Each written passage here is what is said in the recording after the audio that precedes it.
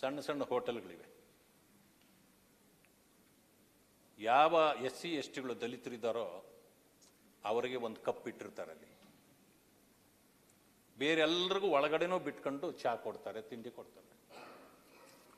SC STಗಳಿಗೆ ಅವರೇ ಹೋಗಿ cup ತೊಳ್ಕೋಬೇಕು, ಅವರೇ ಟೀ ಹಾಕ್ಸ್ಕೊಳ್ಬೇಕು, ಕುಡಿದ್ಬಿಟ್ಟು ನೋಡಿ, ಅನುಭವಿಸೋರ್ಗೆ ಮಾತ್ರ ಗೊತ್ತು, ಅನುಭವಿಸ್ದವ್ರಿಗೆ ಏನು ಗೊತ್ತು? ಹಳ್ಳಿಯಲ್ಲಿ ನೀವು ಒಳಗೆ ಕೂತ್ಕೋತೀರ, ಅವ್ರು ಹೊರಗೆ ಕೂತ್ಕೋತಾರಲ್ಲ. ನೀವು ಕೂಡ ಇನ್ಮೇಲೆ ಒಂದು ಕೆಲಸ ಮಾಡಿ, ನೀವು ಕೂಡ ಒಂದು ಕೆಲಸ ಮಾಡಿ ಸ್ವಾಮಿ. ನಂದೇನು ಅಭ್ಯಂತರ ಇಲ್ಲ, ನೀವು ಅಲ್ಲಿಂದ ಬಂದಿರೋರು, ನಾವು ಅಲ್ಲಿಂದ ಬಂದಿರೋರು. ನೀವೊಂದು ಕೆಲಸ ಮಾಡಿ, ನೀವು ಹೋಗಿ ಒಳಗಡೆ ಕೂತ್ಕೊಂಡಾಗ ಅವ್ರನ್ನೂ ಕರ್ಕೊಂಡೋಗಿ ಕೂತ್ಕೊಳ್ಳಿ ಸರ್. ಇಲ್ಲಲ್ಲ, ಕರ್ಕೊಂಡೋಗಿ ಕೂತ್ಕೊಳ್ಳಿ.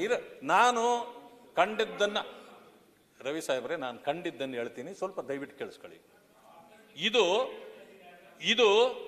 100% ಇದೆ ಅಂತ ನಾನು ಹೇಳಲ್ಲ, ಕಡಿಮೆ ಆಗಿದೆ. ಇನ್ನೂ ಇದೆ. ಅದು ಪಾಪ ಅನುಭವಿಸೋರು ಗೊತ್ತಾಗತ್ತೆ, ಇರಲಿ. ಅದಾಯ್ತು, ಅವರೇ ತೊಳೆದಲ್ಲಿಟ್ಟು ಹೋಗ್ತಾರೆ, ಇನ್ನೊಬ್ಬ ಬರ್ತಾನೆ. ಅದಂತ ಇದು ಅಲ್ಲಿರೋ ಪದ್ಧತಿ. ಸರ್ಕಾರದಲ್ಲಿ ಏನಿದೆ ಈಗ?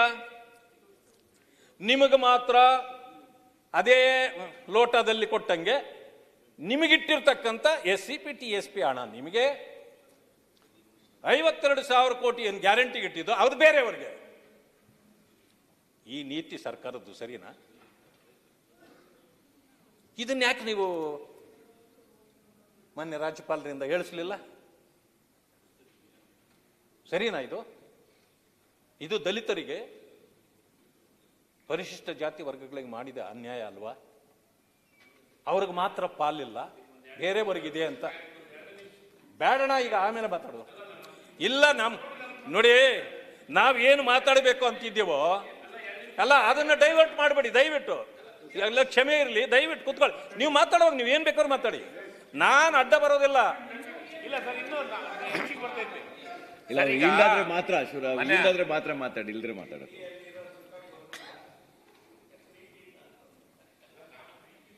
ಅಲ್ಲ, ಅವ್ರು ಈಗ ಕಲ್ಯಾಣ ಕಾರ್ಯಕ್ರಮಗಳಿಗೆ ಸುಮಾರು 90,000 ಕೋಟಿಗಳು ನೇರವಾಗಿ ಫಲಾನುಭವಿಗಳಿಗೆ ತಲುಪಿದೆ ಅಂತ ಹೇಳಿದ್ದಾರೆ.